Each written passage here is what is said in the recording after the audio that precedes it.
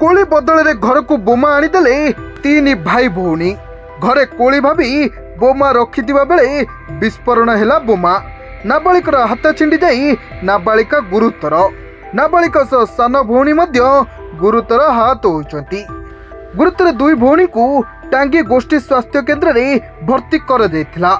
हेले परे अधिक चिकित्सा पई भुवनेश्वर एम्स मेडिकल को स्थानांतर करा जायछि। एभली घटना घटिछि चिल्लिका ब्लॉक हाट बरडी ग्राम पंचायत जयंतीपुर ग्राम रे। एही ग्रामर बुलू बेहरा दुई झील 8 वर्षर राजलक्ष्मी बेहरा और 14 वर्षर राजेश्वरी बेहरा निजर 3 वर्षर भाई सह घर निकटरे थिबा जंगल को जंगली कोली खाइबा पई जाइथिले। जंगली कोली तोलिबा सह बारह शिकार पई रखा जाइतुवा बोमा को कोली भाभी भाई भौणी 3 जण घर को नहीं आसीथिले। जंगली कोली खाइबा सह बोमा को चुल्ली निकटरे रखि देथिले। तेबे कोनोसी कारण जोगु बोमा विस्फोरण होई प्रचंड शब्द होइथिला।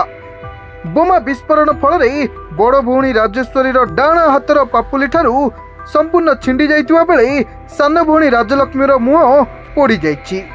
दुई भौणी को स्थानीय लोके उद्धार करी टांगी गोष्ठी स्वास्थ्य केन्द्र रे भर्ती करथिले एवं एठारे प्राथमिक चिकित्सा पर भुवनेश्वर एम्स को स्थानांतर करा जाइछि। गुरुतर आहत होइते दुई भौणीकर बापा बुलू बेहरा जड़े मत्स्यजीवी। से एबे चिलिका थिबा बेले घरे एभली विस्फोरण घटिछि। तेणु प्रशासन तुरंत दुई भौणी को उत्तम चिकित्सा जोगाई देबाकू स्थानीय लोके दाबी करिसंती। एसो 12 शिकार पई बोमा रखिथिबा शिकारी को चिन्हट करी दृढ़ कार्यानुष्ठान नेबाकू लोके दाबी करिसंती।